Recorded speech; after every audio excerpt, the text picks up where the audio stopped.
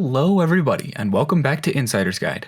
Today, we're discussing one of the most iconic mountains in all of skiing. Today, we're discussing Crested Butte. Let's go ahead and get right into an Insider's Guide to Ski Resorts, edition Crested Butte. Now, typically, the advice I would give to anyone going to a Vail resort such as Crested Butte would be to get as far away from the base as possible and stay there. Almost always, the crowds and lift lines at the bases are much worse than the crowds and lines on the mountain. And for beginner and low intermediate skiers, this is the advice I will give. Red Lady does get busier than areas on the mountain, so I would suggest getting on the mountain and staying there. So far for Crested Butte, the advice rings true. But here's where that advice falls apart. The Silver Queen Express, the first of the two high-speed quads coming out of the base, doesn't align with this advice. Silver Queen primarily serves advanced intermediate and expert skiers. Most of the runs served by the Queen are dually served by the Paradise Express. The Paradise Express is closer and is a shorter lap, and thus it gets larger lines. So for all of this terrain served by both lifts, it is smarter to lap it via Silver Queen. Now, skipping back to Red Lady, let's talk about some terrain. Red Lady serves some nice long greens. It is also a gateway to literally everything else, which is part of the reason it gets so busy. If you do want to lap it in the afternoon, after everyone has gotten on the mountain. If you want to lap greens in the morning, coming down Houston, Poverty Gulch, Mineral Point, or Smith Hill, the blue, will get you to this lift, Painter Boy. Painter Boy's line is almost never exceedingly long, but if you want to get on even faster, go to the downhill line.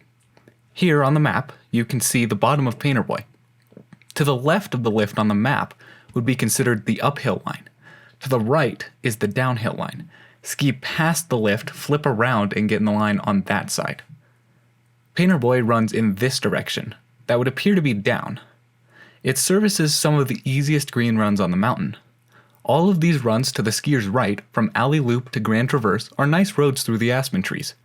They are less busy than the main runs of Topsy and Splains Gulch, and are a lot more scenic. To the skier's left, there is usually a small, beginner-level terrain park on this blue Little Lizzie. Now, all of you low-intermediate skiers, those being blue skiers, probably immediately picked out an area that looks appealing to you on this map.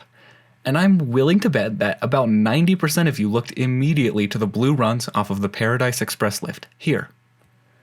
And I'm here to tell you that there are much better blues elsewhere.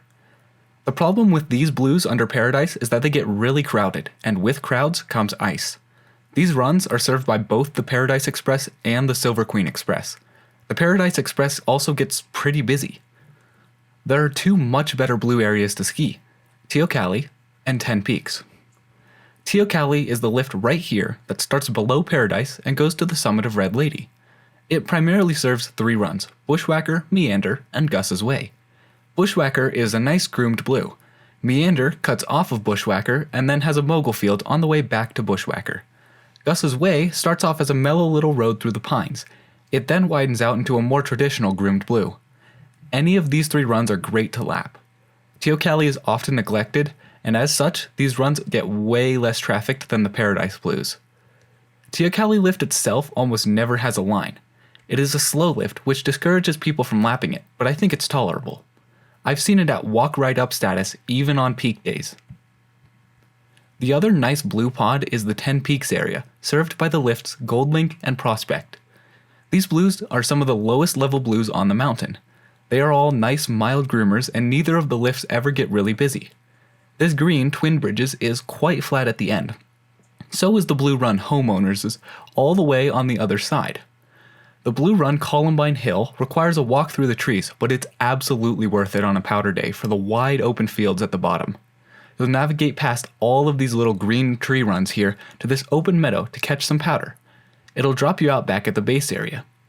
Gunsight Pass is a road, but it is quite useful despite its road status. If you're lapping Painter Boy on the front side of Ten Peaks, if you want to get back up to the top of Red Lady, you can take Gunsight Pass to Teocalli instead of waiting in the line at the base for Red Lady. Gunsight Pass can also get you to Lower Conundrum, from which will take you to the East River. The East River Detachable Quad serves a few nice groomed blues over on the right side here. These are a little bit higher level blues than the Ten Peaks blues. The blue way on the left side, Black Eagle, is one of the more popular runs in the resort. It features a half-groomed, half-mogul field pieced through the trees that is great for groups of varying skill levels. Between Black Eagle and the other blues are some Glades and Mogul Blacks.